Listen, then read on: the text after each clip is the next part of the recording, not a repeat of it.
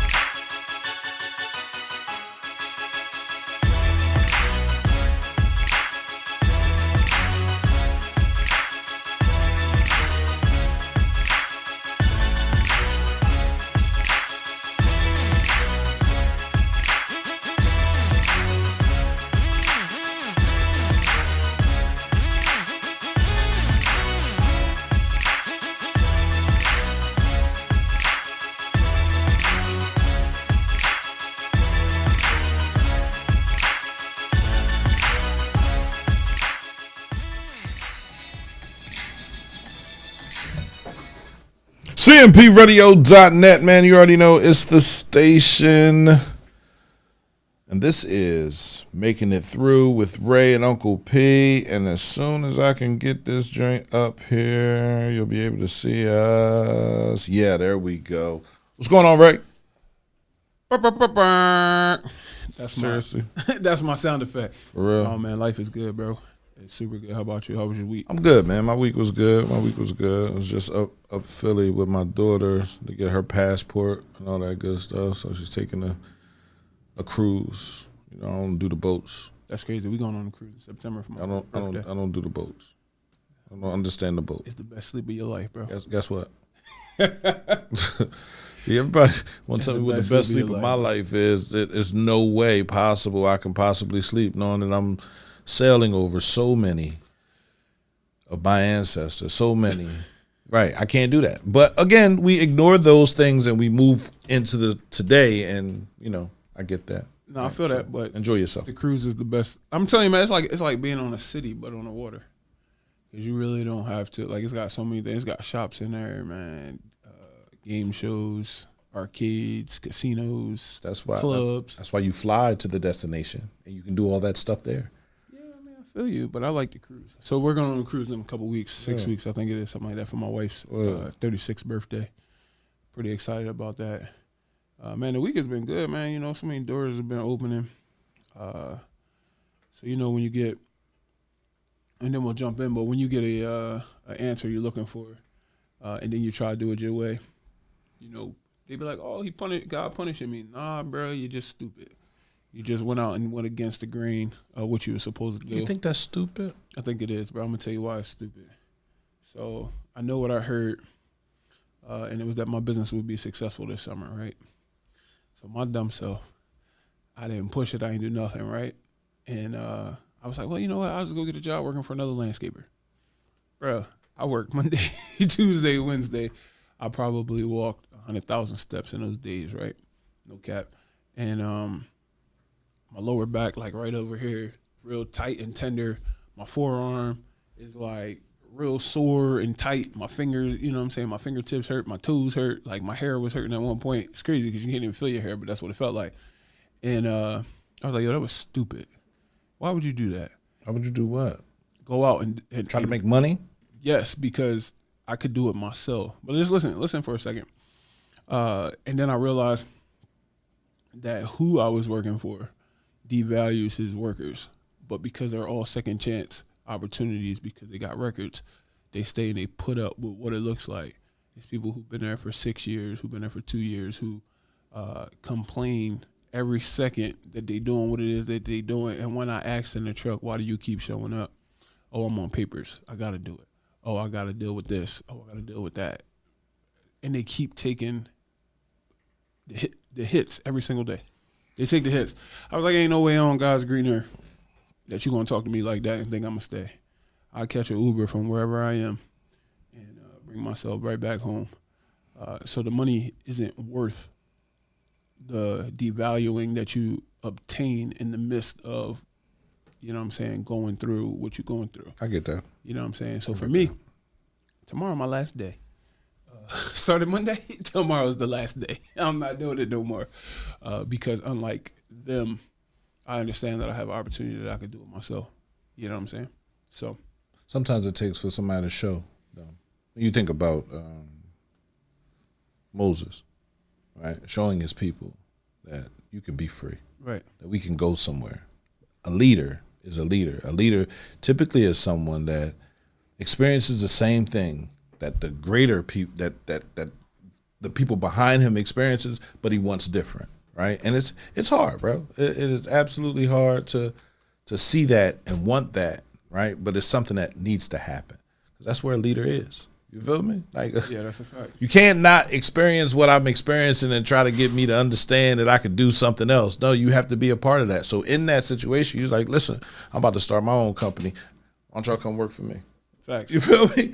Facts. Like you give people your number, yo, get with me next summer. You feel me? Like in the beginning of the summer, and you know, we'll you have to network, right? So we got to go to all the places, and I'm not saying steal his customers, but that's how America works. That's how capitalism works. Right. Right. I can come here and cut your grass for $50 cheaper than what he charging y'all. Yeah, no, he was, Yes, what I'm saying? doing city work, so I'm not interested in that. Okay, all right. That joint was crazy work. Yeah. I'm like, yo, I cut grass, but I ain't never cut grass all day like that. I'm talking about a weed whacker. That's it. No lawnmower, and that might sound like complaining, but in my young age that I am, I'm not with it no more. My big old age. You know what I'm saying? I'm not with it no more. I got pains in my back. You know what I'm saying? Pains in my legs. Yeah, we not doing all that no more. Okay. You know what I'm saying? I'm going to work with my mind, let my mind make me some money nowadays. That's the key to what that looks like. But yeah, man, today's topic on the Making It Through podcast is growth requires letting go. Sometimes the hardest part of rebuilding isn't starting over, is releasing what feels familiar. We've talked about it over the course of the last 2 episodes coming into this episode. And the ability of letting go, the ability of moving past your trauma, the ability of getting uncomfortable so that you can grow. I was talking to a friend of mine who's more like a sister today. And one of the things that she said that kind of stuck out to me is that it feels like she's stuck in a dark place. But the one thing that I know about the dark place is that is where our growth really comes from. If you think about a seed being planted in the ground in some soil, you don't see the seed sprout up for a few months because what's happening in the dark underground is that the roots are beginning to fortify, they're beginning to spread, right? So in the darkness is where your growth actually happens. Absolutely. The spring forth part is what other people see, but they don't see the fortification in the dark when your life feels like it's crumbling or the walls feel like they're closing in on you and you don't know which way to go or how to push the walls out. You got to understand that you're being fortified in that place and it's not happening to you, it's happening for you. Ray, what do you mean? Well, what I mean is that there's going to be somebody that comes up in your life in the next season who's going to go through what it is that you're currently going through or suffering through because you need to pull them out.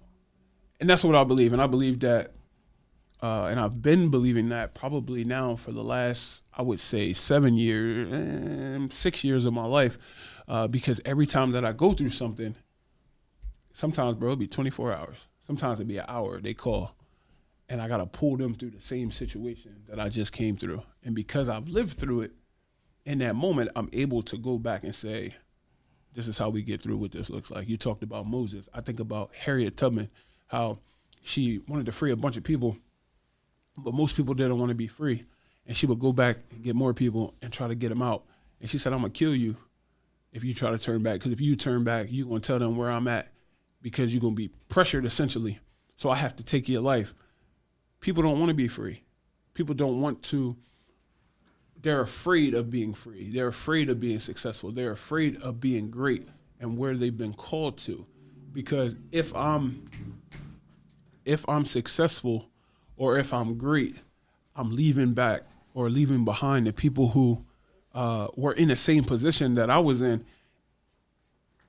And it's almost like survivor's remorse a little bit. You know what I'm saying? Like being like, if so, and again, I'm speaking, every time that I speak, I'm speaking to myself before I'm speaking to others. But pushing past yourself and pushing past the limits in order to become successful, and leaving those behind who don't necessarily want to be successful is one of those things that, we struggle with as humans, especially ones who love people, who love building relationships.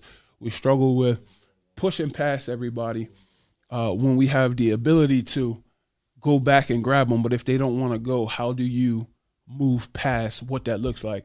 It requires us to let go of all of the things that are not allowing us to grow.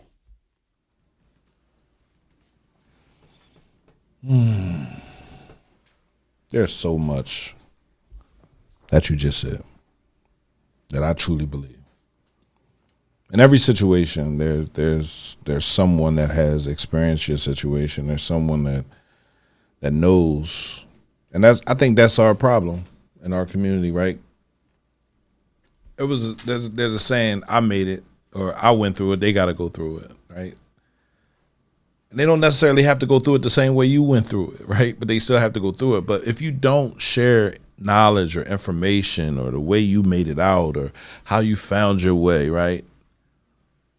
That stays in the next generation. That pain stays in the next generation. So help your community, collaborate. I've been talking about that all week. It's just been hitting me, like collaboration over competition, right? I don't like to compete in real life. We can compete in a basketball game. We can play football. You could try to see who's going to get this penny into this bottle. We could do all of those things. We compete there. But in real life, bro, we got to collaborate.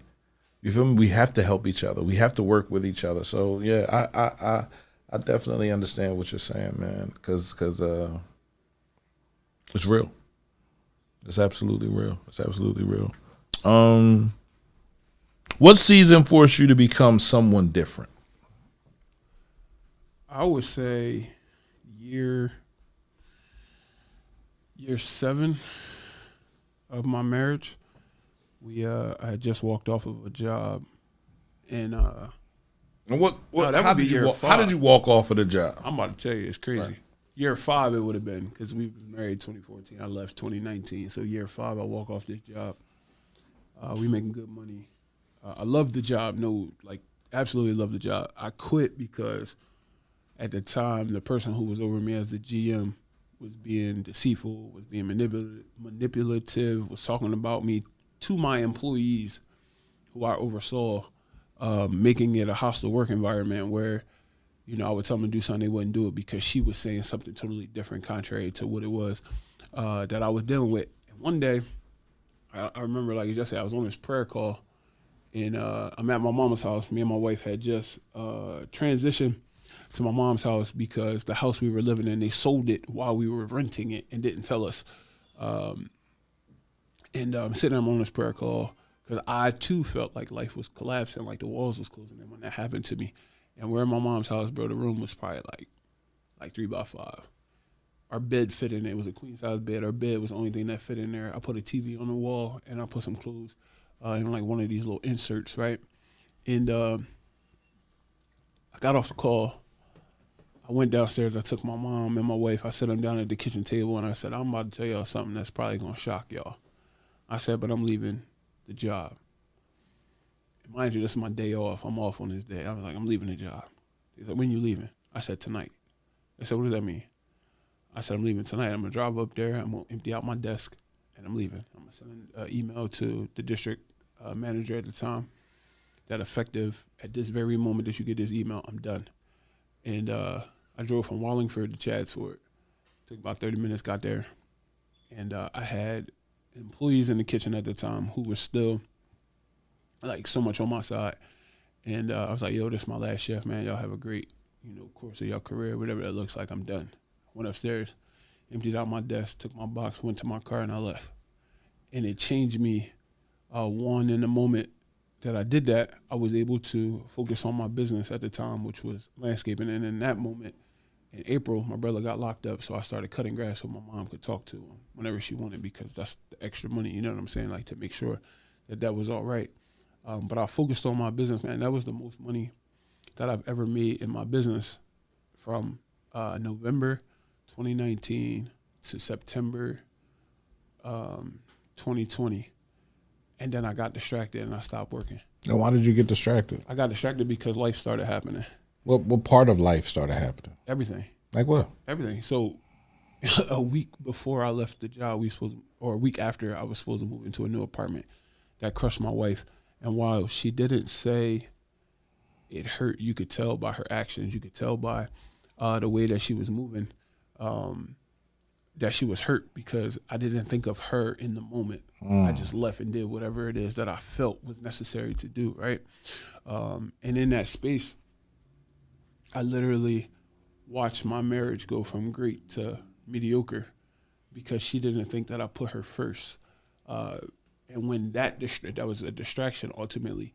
When that distraction happened, I put the business down so that I could focus on my wife. And for me, a lot of times in my life, I was only able to singularly focus on something, help build something up really, really quick.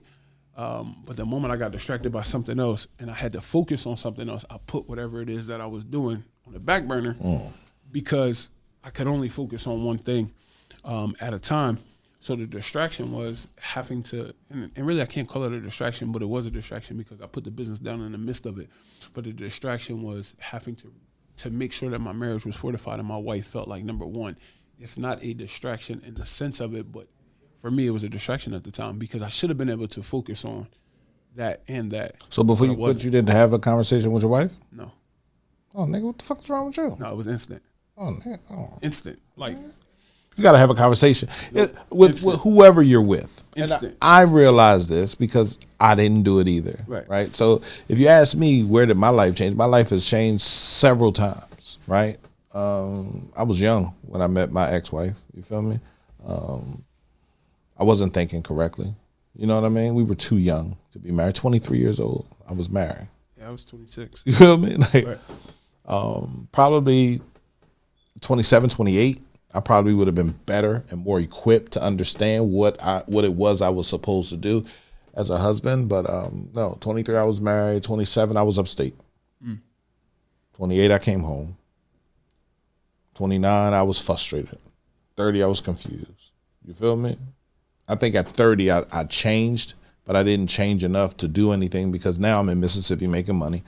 You feel me? Like I've always been a person that could go where the money is. You know what I mean? I've never been that person to sit and like, no, I can't do it. No, I can do that. I can get down there, watch. You feel me? So I got my CDL. You know what I mean? I started doing different things. But even in that, I wasn't happy. You feel me? I was always talking about the radio station. So my life changed the moment I filed for divorce.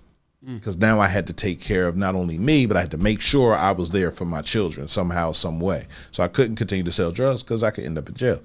So I had to find out a different way. So I went to therapy, talked to my therapist, man. I cried to him, man. So I just let it go.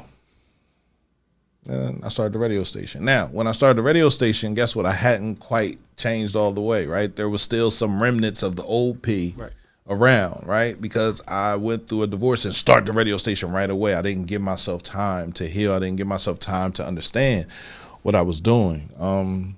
Started the radio station. And so now in this stage, after my mother passed away, now I'm changing again.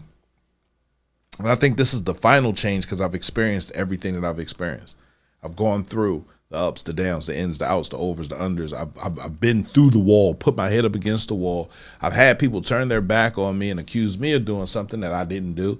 You feel me? I had people get mad at me for doing stuff that they were doing. Right. You know what I mean? So it's like, now I understand things. And my man earlier today put a post up and he was talking about that stoic behavior, right? I used to argue, fuss, and fight with somebody to prove to them that I was Now I just let them go ahead and believe whatever they're going to believe, because if they're going to misunderstand me, they're going to misunderstand me. I'm not going to fight and try to correct you. You know what I mean? And that's something that we have to learn to do, right? Just sit still. You learned how to communicate with your partner. I don't have a partner. You know what I mean? So do I talk to people? Absolutely. I still communicate. I still tell people how I feel about certain things, but I've learned to keep what happens with me, and not out there in the street, right? And you got to go through that sometimes. You definitely got to go through that. Have you ever prayed for something you weren't ready to handle? For sure. For sure. Real short, what? For sure. Quitting my job. You big on this quitting job. Last week you was talking about how your dad quit jobs and you wasn't trying to be like him, and then you come here and talk about I gotta do it. You know what I'm saying? But man, bro, if it ain't, if it's not for you, it's not for you. Yeah, and you can't. Don't stay. You can't, because your peace is at risk. I'm trying to tell you. Not only is your peace at risk, but now you're accepting mistreatment. And when you begin to accept mistreatment, you get to believe you deserve it. And then when you get to believe you deserve it, you get to think like they think about you. And that's the last thing you want to do, bro. Absolutely. Like, that thing will eat you alive. Every day. And that's why I went home yesterday. I was like, yo, I'm done. She was like, what? I said, I'm done. I said, the work ain't hard. I'm just not dealing with the devaluing. But how about yourself? For me, I pray for the radio station. It's one of the hardest things I've ever had to carry. You know what I mean? Because the children that come in here, you feel me? To be able to talk to them and give them a vision, even though to be able to light their path. You know what I mean? I don't think my path is terrible. I just think it's not for everyone, right? And I've been knocked down several times. I've gotten back up.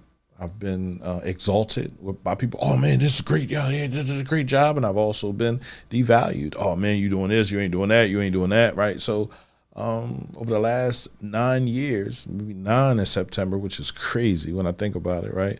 9 years has passed. Yeah. 9 years has passed since I started the radio station. But in those 9 years, I've learned a lot. I've learned a lot about the people that come around me. I've learned a lot about the people that I choose to be around. I've learned a lot about the people that talk. I learned a lot about the people that don't want to talk, right? So I've learned a lot about a lot of people. But I think now I'm just lighting a path for children to believe in their dream. Because you can do it. I'm proof. You feel me? That's a fact. I am absolutely proof. So, and you're proof as well. You feel me? Like, you started your business. All you have to do is focus on your business and stop allowing 30 other things trying to tell you, bro. to get in your way. And that's the thing, right? We want it so bad, and when we want it, we go after it. Then we go after it and we get in the room, and there are 5 other things in that room. But we only want one, but we stop worrying about the one because the one got us in that room. Now we can go to other places. Focus on that one thing. No, that's a fact. Right? No, that's a big fact. Yeah, we just talked about that this morning about the person I was on the phone with. So same person we was talking about it, and she was like, yo, how come everybody around me don't believe in what I got going on? And I said, yo, sometimes we got to shut up and listen. And that's really what it come down to. And when I said it on the phone with her, I'm like, ooh, you talking to yourself, boy. Shut up and listen. Shut up. Just shut up and listen. That's it. The answers is there. We just got to shut up. That's it. You know what I'm saying? We got to be quiet. Quiet. So, for anybody that knows me, they know since my mom has passed away, I had to put myself in a bubble, bro. You understand what I'm saying? Because I no longer have that person I can go to and cry on her shoulder. I no longer have that woman. That woman is gone. And I tell people that haven't experienced losing one parent that I lost both of them. I lost my father when I was 12 and my mother at 44. You would have thought I would have been okay in them 32 years. No, I'm not okay. Like, now I got to rediscover who I am. And I got to fortify my damn self. Like, because there's nobody there that's going to tell me how great I am. There's nobody standing next to me that's not going to be there to get something from me. Right? My mother loved me unconditionally, meaning she didn't need nothing. Mm-hmm. I didn't have to do anything. And she loved me with her whole heart. So that's hard. Right? So over the last year and a half, I had to rediscover who I was. I had to question what I was doing, who I was helping, who I was giving something to, who was I giving a free show to, who am I doing this for, who am I showing up for? So I don't want to say I don't show up the way I used to show up, because I still do show up the way. I just don't show up as often. Right. And for me, that's a blessing, because I get to stay in the house. Right. Me and Jordan hang out. I hang out with my daughters, bro. Right. Trying to rekindle those relationships with my children. Right. To talk to them, and so they can believe that I am the man that they want me to be. You feel me? And that's a greater gift, that I have that opportunity to do that again than anything, bro. Like, honestly.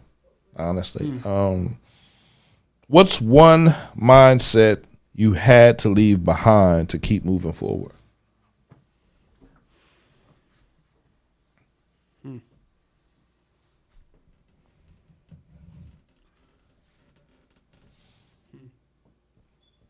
I would say a mindset that if I pray for it, it will come without me working. You want gifts without working? Nigga, you don't get no gifts without working. That's the mindset. So just the real quick version of it. Faith without works is dead. That's what the Bible says, right? And we take it literally. And I was like, well, maybe I don't have to do nothing. I could just wait on it, right? This is back in the day before I realized, like, what I was walking in. You know what I'm saying? Like, I was young. And right before marriage, actually. It happened right before marriage. And then I realized that, that's complete contrary to what you believe. Like, you got to put forth some kind of effort in order to get what it is that you prayed for. Mm-hmm. And I left that behind. Mm-hmm. Like, behind. Almost a decade now. You know what I'm saying? What about yourself? That I could do it alone. Most of my life, I've done it alone. When I was hustling, I did it alone, right? Everybody asks me, how you hustle, how you sell drugs in a city with no gun? So my first charge was a gun charge. You know what I mean? Like, and my second charge was a stolen gun charge. Like, I stole a gun. You feel me? Third charge was sale charges. Fourth charge was DUI. You feel me? Like, how did you sell drugs in the city of Chester? Well, I didn't really sell drugs in the city of Chester. I was outside. You feel me? Like, there was no need for me to be around a whole bunch of people. You feel me? So I was out venturing. You feel me? Like, where's the most money at? You feel me? Like, why would I be here? Right. No. So, that I could do it alone. Like, when I started the radio station, I didn't believe that I could do it alone. I thought, I needed people, and I brought people on, and the relationships didn't work out because I wasn't able to. I was so used to being alone. I'll do it. I got it. Don't worry about it. You feel me? Like, now it's like, oh no, I really need you. Like, I really need, a CEO. I really need a person in the position to grow the radio station. I'm just a radio personality. Like, if you allow me on the microphone, I could talk all day. But if I got 30 other jobs to do, it just gets compartmentalized in my brain. And the radio station personality, radio personality gets smaller and smaller. So now I'm on the radio like, what? Huh? Like, I'm thinking about doing other things, right? I just want to do one thing. I want to do what I was doing in the beginning. Talking on the radio, talking to people, right? Trying to convince people that we need each other. I've been saying unity makes strength since the beginning of the radio station. Since before then, it's on the Haitian flag. You know what I'm saying? They got their freedom in 1804. Fighting for their freedom, they said unity, us coming together, is what made us strong. Why don't we still believe that? So for me, it's like, I want the radio station to have a CEO, a COO, you feel me, a station manager, and all these other things. But the radio station has to be able to make money. But it can't make money without those things. So I need those people to come in to help me do those things. I'm not going to keep all the money. I don't want to keep all the money. But we got to come in and say, all right, this is today. We're doing this today, and we're doing everything else from here. And that's hard, bro. That's hard because everybody doesn't believe in what I believe in. Everybody doesn't want what I want. Certain people want to be paid. Certain people want money. Certain people want girls. Some people want men. But we have to bring it together and understand what we're working for, what we're fighting for, right? So, yeah, I don't know who said it, but they said, and I've been standing by it, especially in business. They said you can go faster by yourself, but you can go further when you team up and you collaborate. Competition in collaboration, Like if you're in collaboration, but then there's still competition, that'll divide the Everything. The collaboration. Like Everything. it's gonna crumble it. And that's what happens. You look at me and you say, I want to be like him. Why? But you don't know what you had to go through to get to where him is. No, not just that, but you're great. Like I look at people and I'm like, yo, you got a wife. I wish I had a wife. You know what I'm saying? Right. But I'm not gonna say, oh no, I want his wife. I'm like, yo, I want to figure out how he became who he became to be a good husband. You feel me, man? You got a job. I wish I had a job. Like, what you do at your job?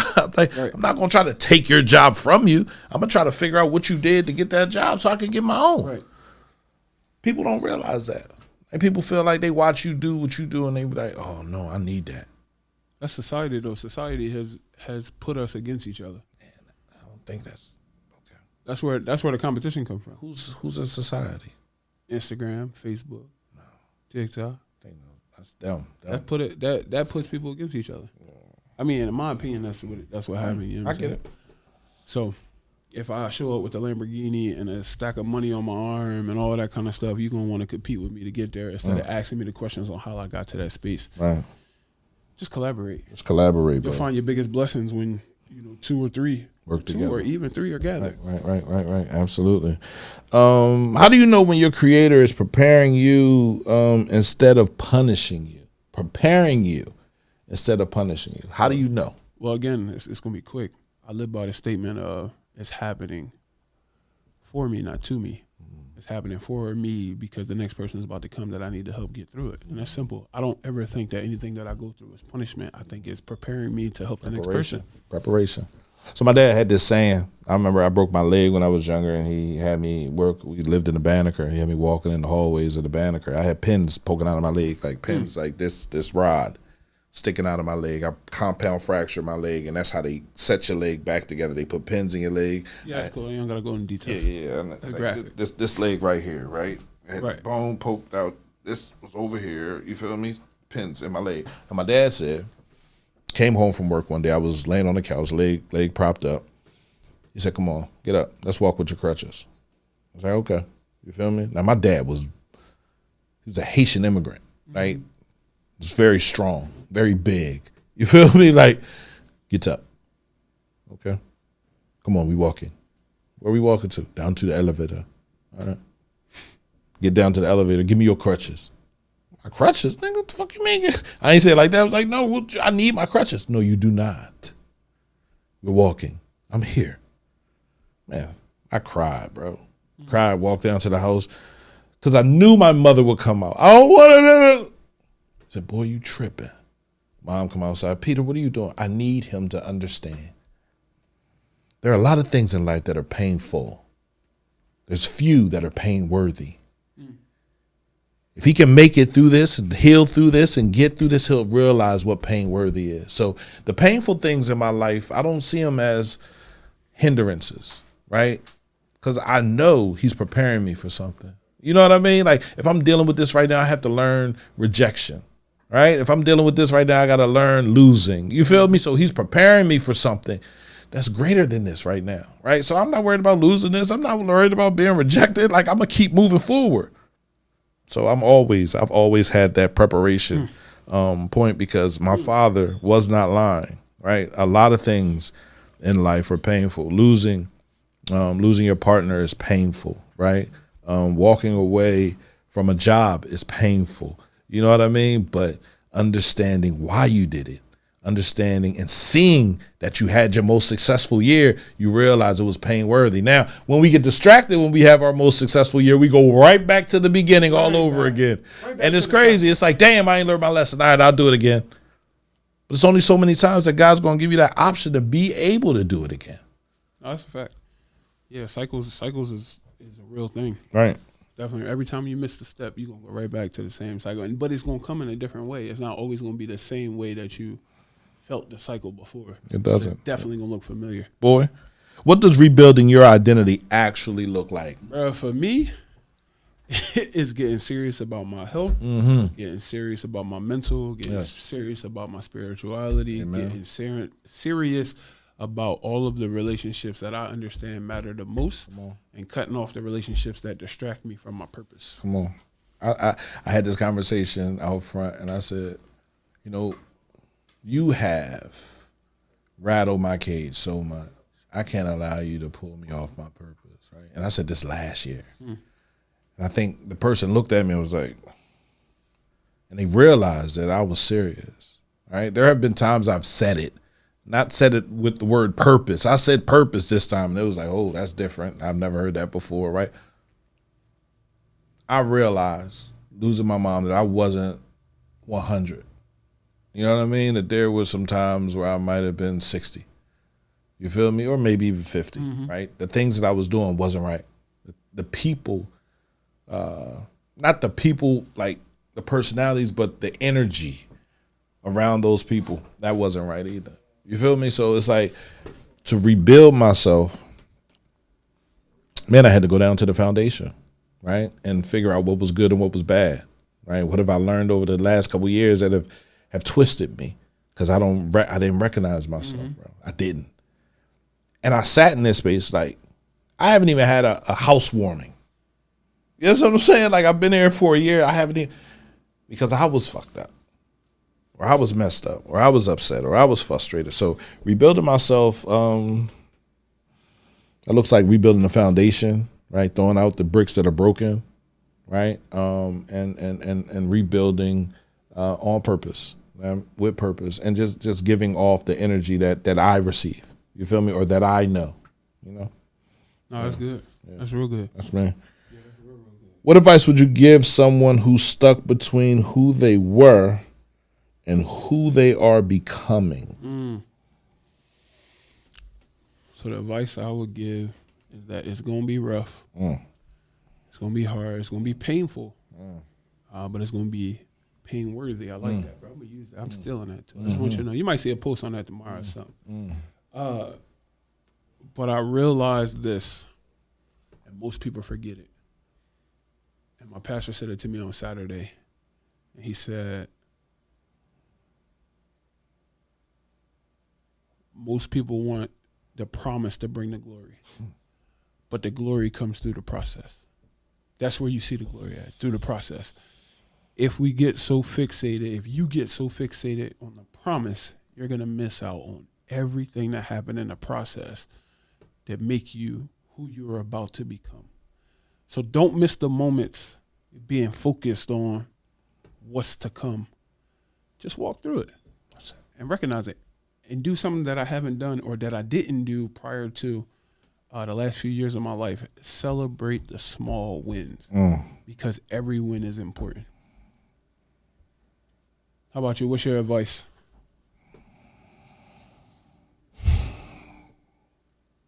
Just keep going. It gets hard. You're going to fail, right? But you're not going to fail in a way to tell you to stop. I'm telling you, you're not going to always succeed. It's not going to always be roses and butterflies and balloons and bubbles, and it's not always going to be pretty. Sometimes it's going to stink. Sometimes it's going to stink to high heaven. Like, it's going to make you mad. It's going to frustrate you, but you can't give up, right? I got a tattoo on my leg. Heavy is the head that wears the crown. I got that tattoo about the beginning of starting a radio station, not understanding, right, that tattoo would look at me, you feel me, every day. You know what I'm saying? The place that I put it at. No, I'm not a king of your area. I'm a king of my area. Everybody's a king in their area, right? Mm-hmm. This is my house. I'm a king of this joint. You feel me? Like, I'm not trying to change anybody, meaning I'm not trying to take over a situation. I'm not trying to push you out of a situation. I'm just trying to make it understood that there's a lot of pain in your purpose, but you got to push through, keep going, keep walking, don't stop. Now, I ain't telling you not to stop and smell the roses, you know what I mean? But if you want something, you feel me? Gotta keep pushing. Yeah, right? No, that's a fact. And if you stop and smell the roses, even in stopping and picking a rose, you're gonna get a thorn.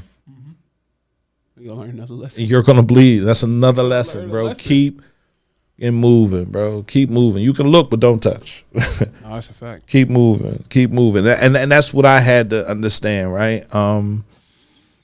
Man, I sold drugs for a long time, bro. Like, I was wrong on the wrong side of. I was a pessimist. I didn't believe in optimism, right? What's optimism? What the fuck is that? You feel me? Like, but now I realize that the way I thought made me the way I was. Mm-hmm. So now I think better. I give more. I help more. I'm doing more. And in doing more, it's able to pick me up, right? I see my grandfather's face when I'm helping the young kids. You feel me? Like, I hear his voice. I hear my father. I hear my mother. I hear my grandmother, right? When I'm talking to the kids, and it's like, thank you. Right? Thank you. Because without them, I wouldn't be here. Without them, I wouldn't have saw what I saw, right? So, yeah, I'm excited, man, and I just want people to realize just what is possible if you believe in yourself. No, that's a fact. Listen, I think I'll close with this statement. Stop asking, when will my life change? Start asking, who do I need to become? Because your next season isn't waiting on a breakthrough. It's waiting on your transformation. If this pod blessed you in any way, like, share, comment, share it with a friend. Listen to it again. Help us pop up on the algorithm a little more each day. But thanks for tuning in to the Making It Through podcast with Ray and Uncle P. Peace.